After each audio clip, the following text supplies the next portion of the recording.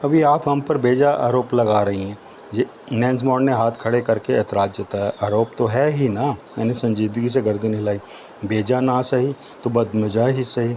By the way, आपके पास मेरे इस आरोप का खंडन करता कोई सॉलिड जवाब है।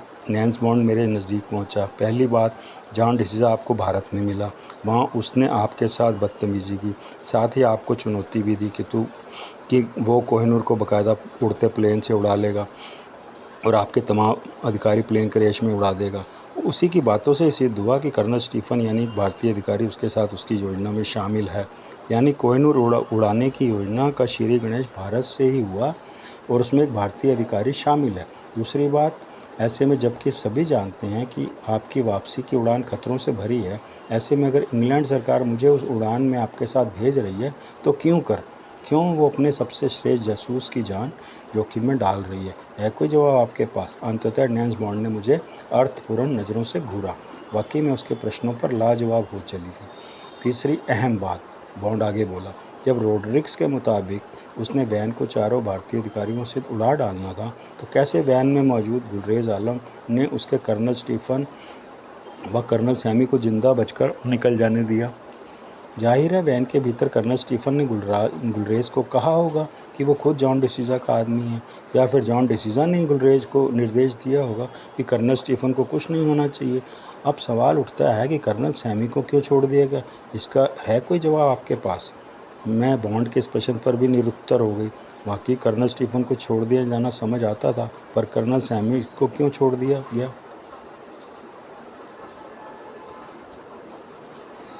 इसका भी जवाब मैं देता हूँ। बॉन्ड तेजी से सिगार का कश निगलता चहका। क्योंकि गुलरेज एक मुस्लिम है और कर्नल सैमी भी मुस्लिम है, अतः यही यहाँ गुलरेज आलम मजहब के खातों मजबूर हो गया।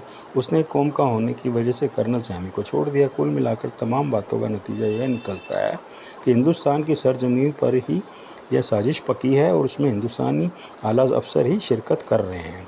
फिर भी अगर आप सारा दोष इंग्लैंड को ही देना चाहती हैं तो वो भी बंदे को मंजूर होगा, पर ध्यान रखिएगा कि नैन्स बॉन्ड आपके साथ इसलिए नहीं है कि आप बेहद चिकनी हैं, चुपड़ी हैं। नैन्स बॉन्ड आपके साथ इसलिए है क्योंकि बॉन्ड को इंग्लैंड की छवि इस सारे प्रकरण में धुंधली होती नज़र आ रही है, धूमिल पड़ती नज़र आ रही है। देश अगर आपको प्यारा है तो यहाँ भी देश की खातिर सैकड़ों गोलियाँ खाई हैं हमने। इस सीने में दिल नहीं, इंग्लैंड बसता है, हिंदुस्तान की नूरजहाँ। रियली? मैं बॉन्ड की बातों से प्रभावित होती उसके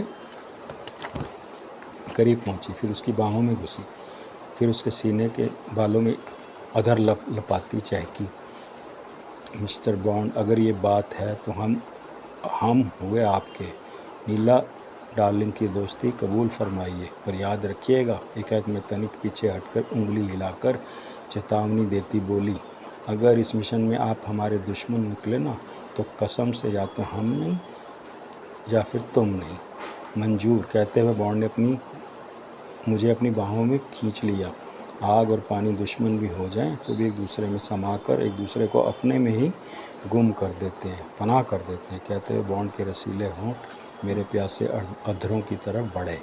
वच एक और फिर एक जोरदार चुंबन के तहत हम अधरों के रास्ते ही एक दूसरे में समा जाने की असफल चेष्टा करने लगे।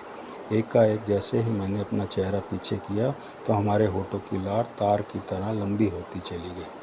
फिर हम दोनों एक दूसरे की आंखों में काफ़ी देर तक झांकते कि एक बॉन्ड ने फिर मुझे खींचा और मेरे अधरों पर झपट पड़ा। मैं भी प्यासी शबनम बनी उस पर अपने यौवन का खजाना लुटाने का स्वप्न देखने लगी।